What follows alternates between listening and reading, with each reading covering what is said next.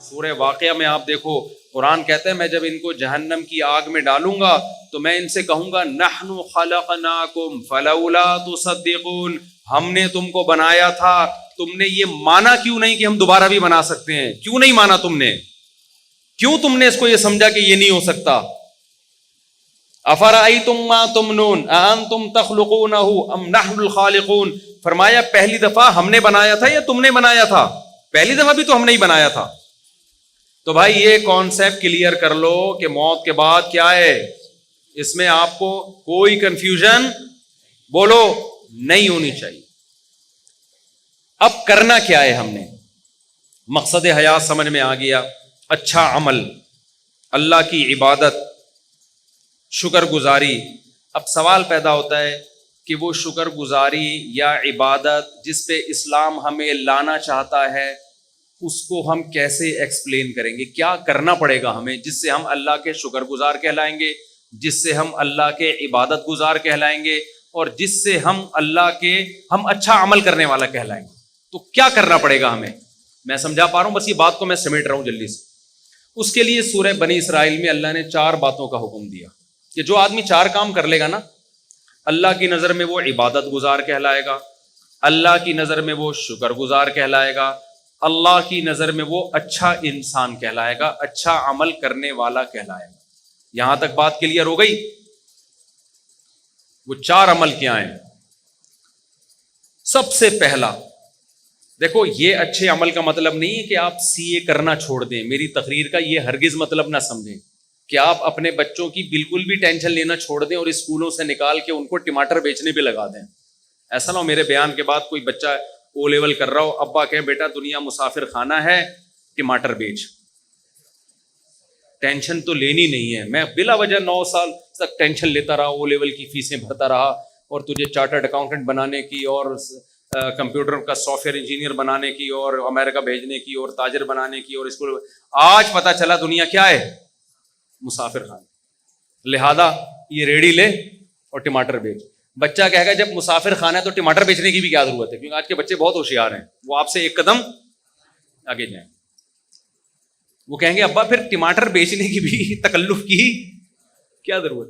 بیٹھ جاتے ہیں کسی درگاہ پہ جا کے، کچھ نہ کچھ لنگر بٹ رہا ہوتا ہے نا، تو ہمیں بھی مل جائے گا، مسافر خانہ ہے نا۔ وہ ایک آدمی نے اشتہار دیا کہ ایک ویکینسی ہے، ملازمت ہے، تو اس میں تنخواہ تو نہیں ہوگی لیکن 2 ٹائم کا کھانا فری ہوگا۔ 2 ٹائم کا کھانا کیا ہوگا؟ فری ہو۔ بندہ چلا گیا، بے روزگار بہت ہیں بیچارے، انہوں نے کہا چلو تنخواہ نہیں ہوگی 2 ٹائم کا کھانا تو ملے گا۔ تو پوچھا جی کام کیا ہے؟ اس نے کہا داتا دربار سے جا کے نا لنگر بٹ رہا ہوتا ہے، 2 بریانی کی شاپریں لے کر آنی ہے، ایک خود کھائے گا ایک میں کھاؤں گا۔ لنگر بٹ رہا ہوتا ہے، 2 بریانی کی شاپریں، 2 صبح اور 2 رات کی، تو ایک تو کھائے گا ایک میں کھاؤں گا، تو 2 وقت کا کھانا کیا ہو گیا؟ اس نے کہا میں خود ہی وہاں جا کے نہیں کھا لوں پھر بیٹھ کے۔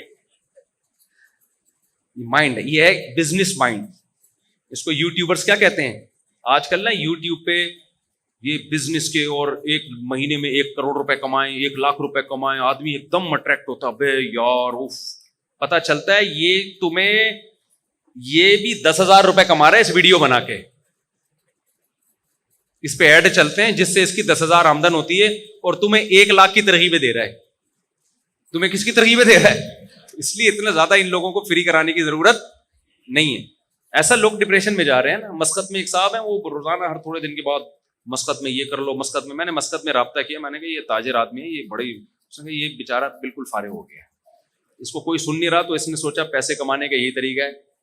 پاکستان میں تو اب لوگ مایوس ہوئے ہیں، تو مسقط میں یہ، انہوں نے کہا ہم مسقط میں رہتے ہیں، کچھ بھی نہیں ہے ایسا ہے، لیکن یہ نہیں بتائے گا، آپ خود جاؤ تحقیق کرو تو پھر پتہ چلے گا آپ۔ تو اب آپ نے دنیا کو سمجھ لیا مسافر خانہ۔ جی مفتی صاحب نے کہا ہم آخرت کے لیے پیدا ہوئے ہیں، اور یہ both are made for each other بھی نہیں ہے، اور ابا کے لیے بھی نہیں بنے، اماں کے لیے بھی نہیں بنے، بچوں کے لیے بھی نہیں بنے، تو اس سے تو رہبانیت آئے گی نا، رہبانیت، دنیا کو لات مارنا آئے گا، پھر ہم تو ترقی میں اور پیچھے رہ جائیں گے۔ کیا خیال ہے؟ گورا تو پھر ہمیں اور غلام بنا لے گا، تو ہم اللہ کی عبادت تو بعد میں ہوگی، پہلے کس کی عبادت شروع ہو جائے گی؟ گورے کی، جو کر رہے ہیں ہم بھکاری کیوں ہیں؟ سائنس ٹیکنالوجی میں اگر ہم آگے ہوتے تو بھکاری ہوتے؟ تو اسلام کسی ایسی بات کا حکم دے سکتا ہے جس سے آپ اور بھکاری بن جاؤ؟ کیا خیال ہے؟ اکاؤنٹنگ کا علم تو اسلام نے سکھایا سب سے پہلے. سورہ بقرہ کی سب سے لمبی آیت اکاؤنٹنگ کی فضیلت میں نازل ہوئی ہے. قرآن کی سب سے لمبی آیت سورہ بقرہ کی بھی نہیں، پورے قرآن، جس میں اللہ نے معاملات کی لکھت پڑھت کا حکم دیا ہے تاکہ جھگڑا نہ ہو. تو چارٹرڈ اکاؤنٹنٹ یہی تو کرتا ہے کہ جھگڑے سے بچاتا ہے. کیا خیال ہے بھائی جان؟ تبھی اکاؤنٹنگ کے علم کی بنیاد سب سے پہلے مسلمانوں نے رکھی ہے.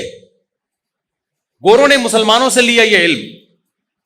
تو مسافر خانے کا یہ قطعاً مطلب نہیں ہے کہ آپ سب بچوں کو کس پہ لگا دیں؟ ٹماٹر بیچنے پہ لگا دیں. پھر مسافر خانے کا مطلب کیا ہے؟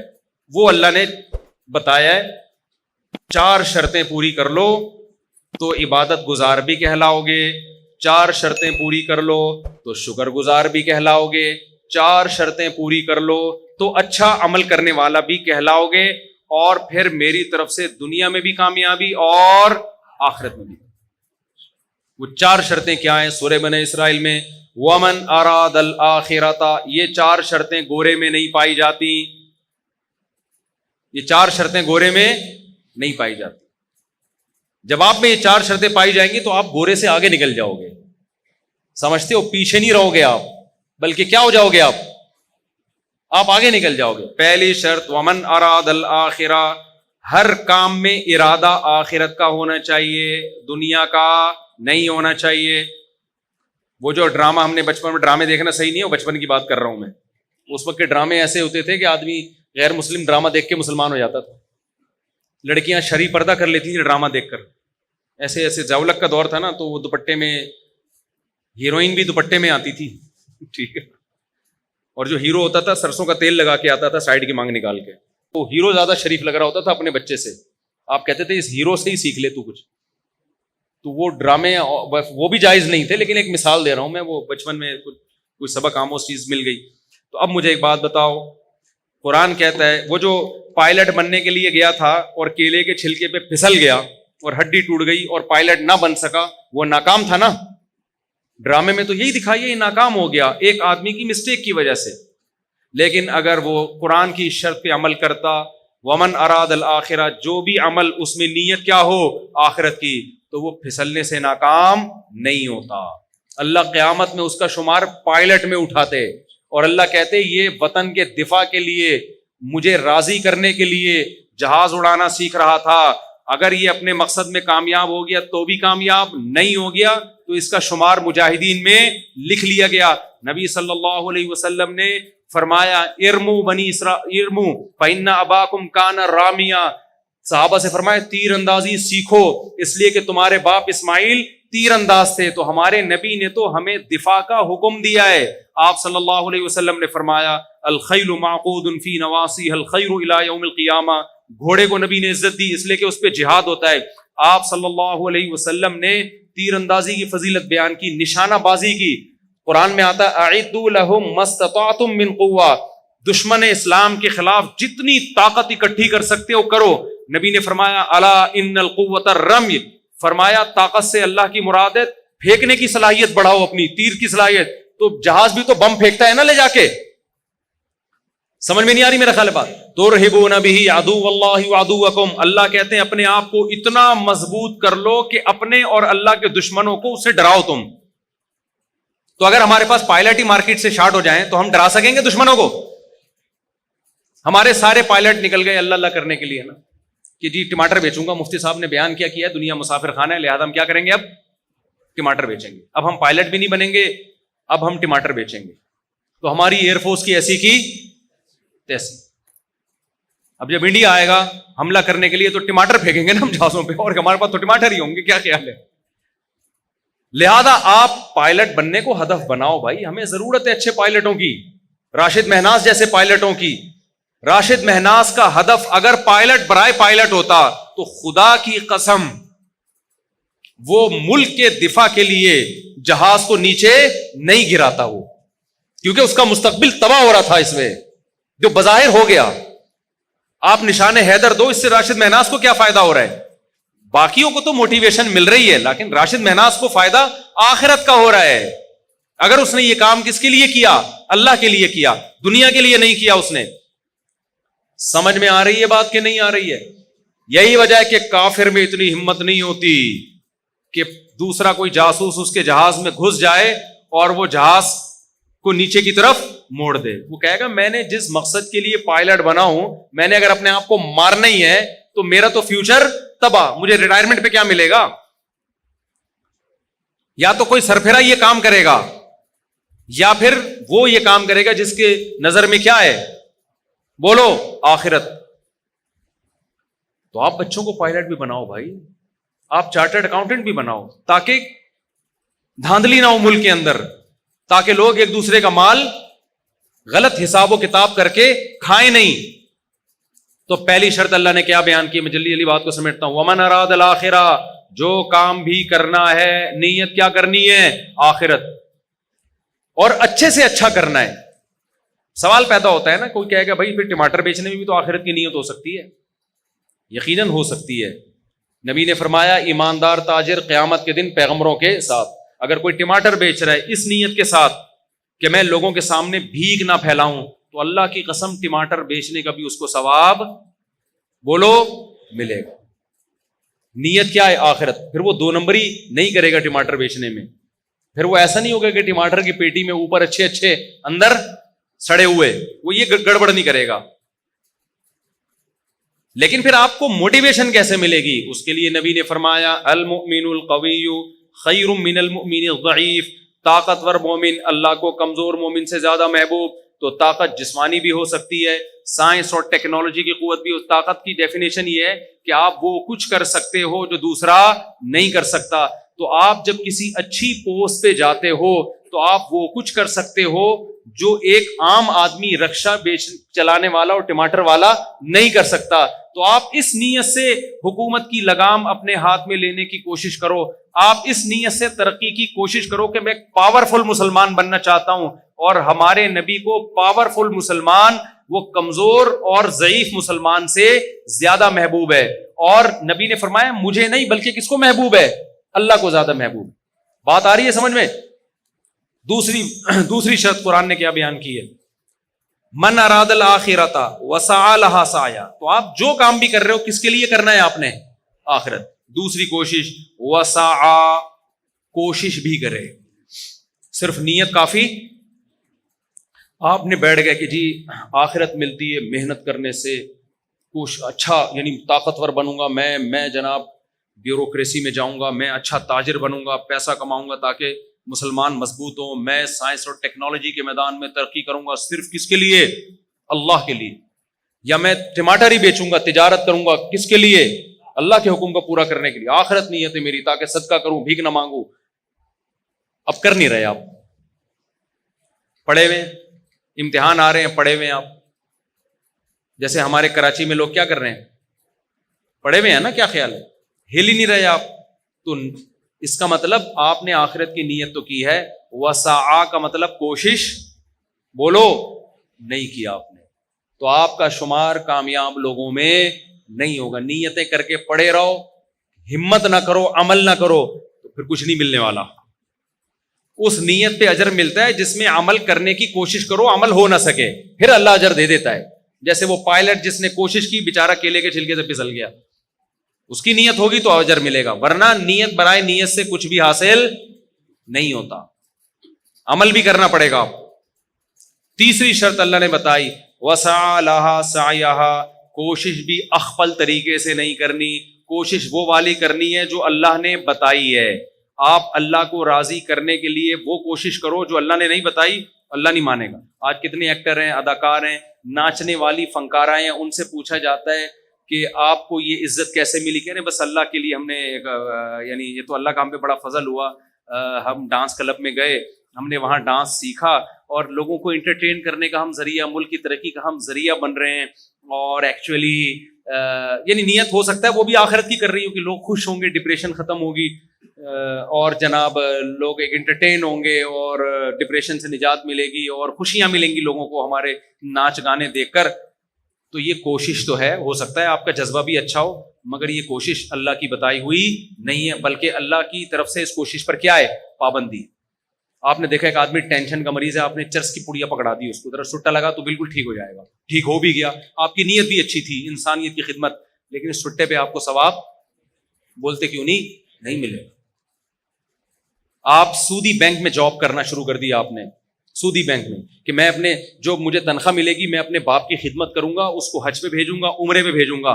نیت آپ کی اچھی ہے, ثواب 2 ٹکے کا آپ کو, کیونکہ حرام پیسوں سے باپ کی خدمت کا ثواب نہیں ملتا. سمجھ رہے ہو؟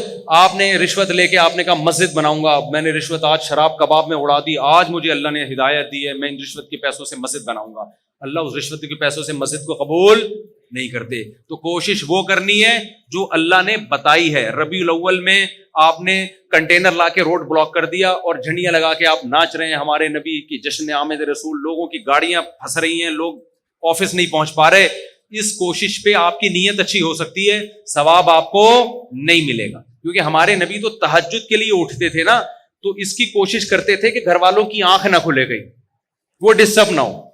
سلام کرتے تھے رات کو اگر گھر میں آ رہے ہیں اتنی آہستہ سے کہ جو سو رہا ہے وہ اٹھے نہیں, جاگ رہا ہے وہ جواب دے دے. وہ نبی یہ کیسے برداشت کریں گے کہ میرے نام پہ پورے ملک کو آپ محرم پہ امام حسین کے نام پہ موبائل کو سارے سگنل بند ہو جائیں, لوگ ایک ٹینشن میں آ جائیں. ملیشیا سے ایک تاجر آئے, ان کی میٹنگ تھی, وہ اتفاق سے محرم میں پہنچے. وہ کہہ رہے ہیں یار ہم کراچی ایئرپورٹ پہ اترے ہوئے, کسی کا کسی سے رابطہ ہی نہیں ہو رہا, سگنل سارے کیا ہو گئے, بند. کہہ رہے ہیں یار ملیشیا میں تو یہ نہیں ہوتا. میں نے کہا یہاں تو محرم میں الگ چیزیں پروگرام چلتے ہیں, ربیع الاول میں الگ چلتے ہیں, سفر میں الگ چلتے ہیں, ہر چیز میں ایک الگ ہی. نبی نے فرمایا جو راستے سے تکلیف دہ چیز نہیں اٹھاتا وہ مومن نہیں ہے. تو جو راستے میں کنٹینر پھینک کے روڈ بلاک کرتا ہے وہ کہاں سے مومن ہو گیا؟ ایک کانٹے سے تکلیف زیادہ ہوتی ہے, یہ کنٹینر سے ہوتی ہے. ہمارے پیغمبر نے حکم دیا, بخاری مسلم کی حدیث ہے, کہ راستے میں کانٹا پڑا ہوا ہے نا, آپ گزر کے نہیں اٹھا رہے, آپ ایمان کے آخری درجے پہ بھی نہیں ہو. جو کانٹا پھینک رہا ہے وہ کیسے ہوگا؟ جو ہٹا نہیں رہا اس کو برا کہا جا رہا ہے, تو جو پھینک رہا ہے وہ کہاں سے ایمان پہ ہوگا؟ اور جو کانٹے سے بڑی چیز کنٹینر. کتنی خواتین جو پریگننٹ ہوتی ہیں, جن کو ایمرجنسی ہاسپٹل میں پہنچنا ہے, وہ جلسوں میں ٹریفک میں جام. محرم کے جلسوں میں کیا ہوتا ہے, ربیع الاول کے جلسوں میں کیا ہوتا ہے؟ مذہب کے نام پہ لوگوں کو اذیت پہنچائی جاتی ہے. جب ان سے کہا جائے بھائی کس صحابہ نے ربیع الاول منایا, کسی تابعی نے بنایا, آج بھی حرم میں نہیں منایا جاتا, تو آپ کیوں وہ کر رہے ہو؟ کہہ رہے ہم نبی کی محبت میں کر رہے ہیں. آپ یقیناً محبت میں کر رہے ہو, ہم آپ کی نیت پہ شک نہیں کرتے, مگر کر وہ رہے ہو جو آپ کا نفس آپ کو کہہ رہا ہے. اللہ رسول کے بتائے ہوئے طریقے کو آپ فالو نہیں کر رہے. تو قرآن نے تیسری شرط بیان کی ہے, کوشش تمہاری گڑھی ہوئی نہیں ہونی چاہیے, کوشش وہ ہونی چاہیے جو میں نے بتائی ہے.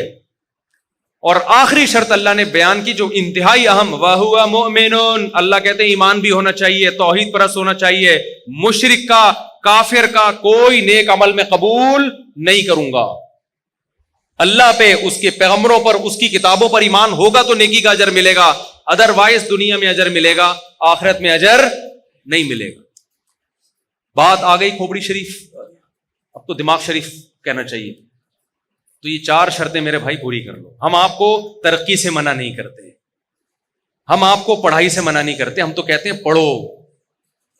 ہمارا تو ان پڑھ ہونا ہی دنیا کی بربادی کا بہت بڑا سبب ہے. لیکن کس کے لیے پڑھو؟ آخرت کے لیے پڑھو, محنت کرو. محنت 4 شرطیں آخری ریوائز کر دیتا ہوں. نمبر 1, ہر کام میں نیت آخرت. نمبر 2, کام بھی کرنا ہے, خالی نیتیں کر کے نہیں بیٹھنا. نمبر 3, کام اللہ رسول سے پوچھ کے کرنا ہے, علماء سے پوچھنا ہے کہ شرعن یہ جائز ہے بھی یا نہیں ہے. اگر فتویٰ ملے جائز ہے تو کرو, ورنہ نہیں کر سکتے آپ اس کو. نمبر 4, آپ کا ایمان بھی ہونا چاہیے اللہ پہ, اس کے رسولوں پر, اس کی کتابوں پر, ختم نبوت پہ, جو اسلام کے ضروری عقیدے جن کو ایمان مفصل, ایمان مجمل کہا جاتا ہے. اللہ کہتے ہیں جو ان عقیدوں کو نہیں مانے گا اس کا عمل قبول نہیں ہوگا. اس کا عمل راکھ کے ڈھیر کی طرح ہے, دیکھنے میں بہت لگتا ہے, پھونک مارو اڑ جائے گا. کیونکہ اللہ کہتے ہیں آنا میرے پاس ہے, جو مجھے مانتا ہی نہیں ہے تو اجر میں کہاں سے دوں گا اس کو.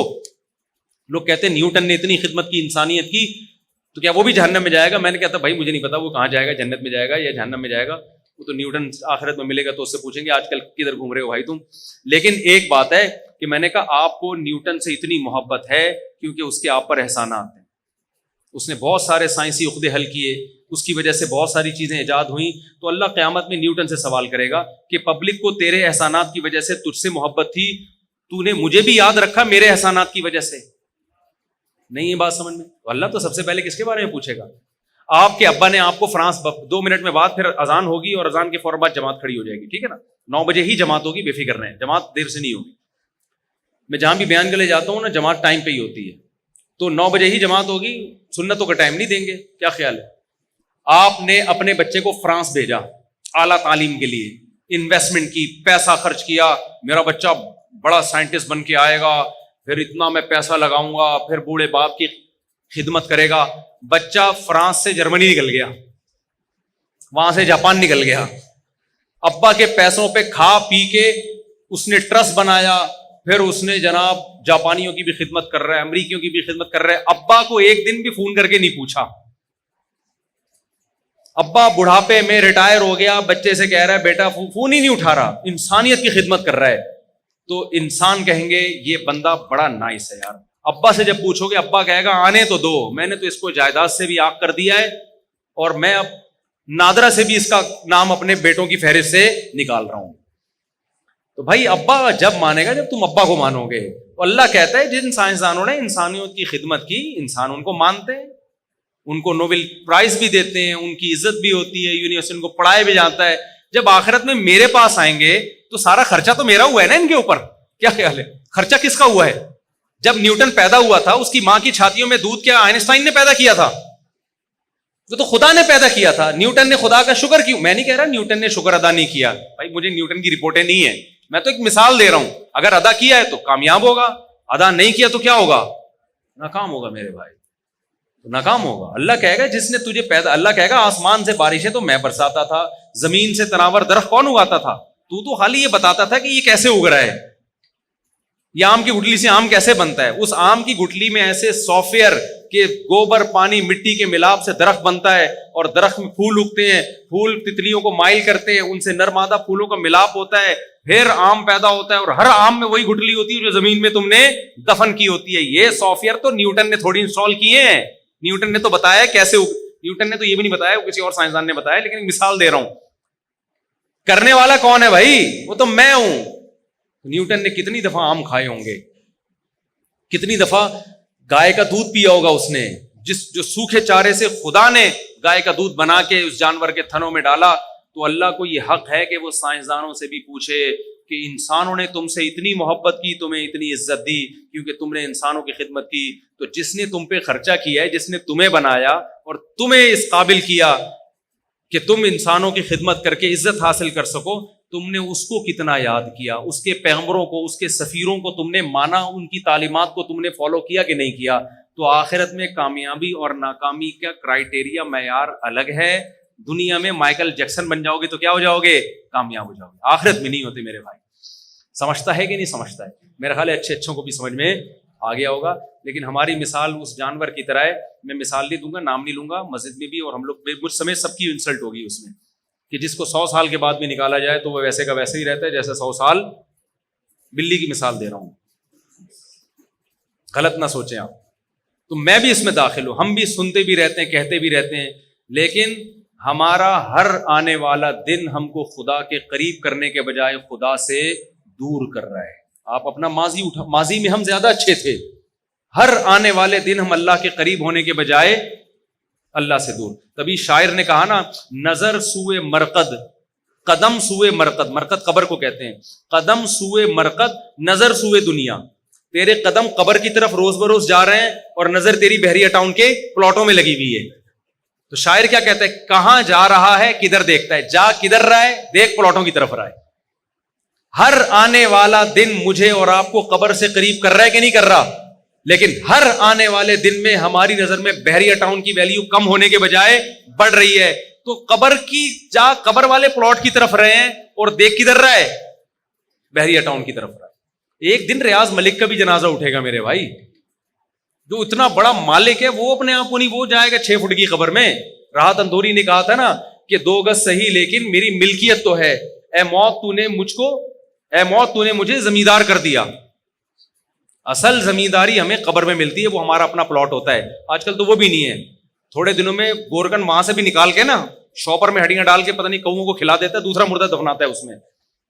تو جو اپنا تھا وہ بھی اب اپنا نہیں رہا. تو آپ بحریہ ٹاؤن کو سمجھ رہے ہو میرا ذاتی پلاٹ ہے, پھر تمہارا ذاتی ڈرامے بازی ہے یہ. اس میں زیادہ یہ بچوں کے کام ہے, جو بچے کھلونے جھنجھونے سے خوش ہو رہے ہوتے ہیں. تو آپ بھی بلڈنگوں سے کیا ہو رہے ہو, جھنجھونوں سے خوش ہو رہے ہو.